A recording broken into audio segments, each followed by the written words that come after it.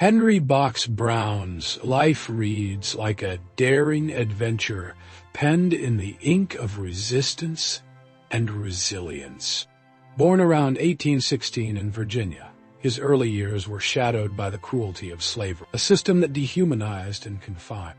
Yet, even as a child laboring on a plantation, and later in a tobacco factory in Richmond, Henry's spirit remained unbowed.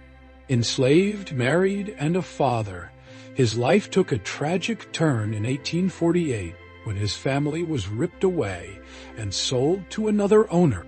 Witnessing the brutal separation of his wife and children along with hundreds of others, Henry's heart hardened into a vow of escape. This set him on a course that would soon astonish the nation. In an act of audacious ingenuity, Henry conceived a plan so radical it defied the conventions of his time. He would ship himself to freedom. With the clandestine help of two trusted friends, he squeezed his weary body into a wooden crate carefully labeled dry goods.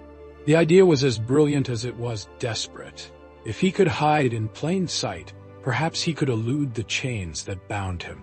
The box, sealed with nails, embarked on a 27-hour journey by train, boat, and wagon, transporting Henry from the bondage of Virginia to the promise of freedom in Philadelphia. Inside that cramped, dark space, every moment stretched out in excruciating anticipation. At times he lay upside down, struggling for breath in the oppressive confines of his wooden prison. But when abolitionists finally pried open the box, they found him alive and defiant, a living testament to the power of hope.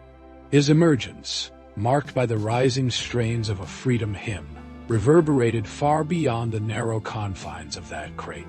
The nation took notice, and the moniker Henry Box Brown was born, a name that would soon symbolize the triumph of the human spirit. Once free, Henry did not retreat into the quiet anonymity of safety. Instead, he joined the burgeoning abolitionist movement, using his harrowing escape as a rallying cry against the institution of slavery. He embarked on extensive lecture tours, first across the United States and later in England, where he found relative sanctuary from the oppressive Fugitive Slave Act. His oratory was not merely a recounting of personal pain, but a searing indictment of the system that had sought to reduce men to property. In the face of danger, his voice grew louder, resonating with the urgency of a man who had risked everything for liberty. Yet Henry's journey did not end with the spoken word. In England, where his safety was more assured though not free from prejudice, he reinvented himself once again as a magician. Adopting the persona of the great African magician, he dazzled audiences with performances that blended wonder with a subversive political message. His acts were layered with symbolism. Boxes reminiscent of the one that had carried him to freedom became potent metaphors for both the horrors of the Middle Passage and the journey toward liberation. In one particularly audacious trick, he even hypnotized audience members into mimicking the behavior of farm animals, a clever if biting satire on the racist caricatures that had long demeaned black individuals. Henry's performances were more than mere entertainment. They were acts of defiance, each trick a subtle yet powerful challenge to the dehumanizing narratives of his time. His willingness to confront racism head-on extended beyond the stage. In 1852, when a newspaper writer claimed that slavery was not inherently cruel, Henry took legal action and won his case, publicly affirming his belief in the truth of his own experiences and the inhumanity of the institution that had once held him captive. As the tides of history shifted with the end of slavery in the United States in 1865, Henry Box Brown's life took him to new shores. With his second wife and children in tow, he settled in Canada, first in London, Ontario, and later in Toronto.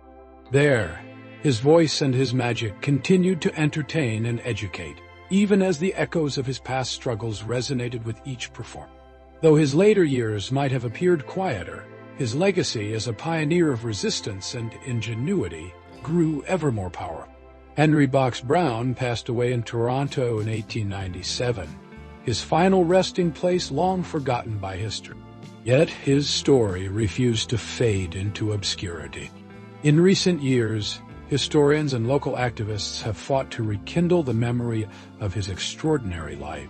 In 2022, a modest laneway in Toronto's Corktown neighborhood was christened Henry Box Brown Lane, in recognition of his indomitable spirit and enduring impact. Today, his life continues to inspire, a vivid reminder that even in the face of relentless oppression, the human desire for freedom can spark acts of genius and defiance. Henry, daring escape, his subsequent career as an abolitionist, speaker, and his transformation into a subversive magician all serve as chapters in a narrative that defies easy categorization. His journey is a testament to the power of creativity, the courage of conviction, and the unyielding hope for a better future. Henry Box Brown's story is not merely a relic of the past. It is a beacon for all who struggle against injustice.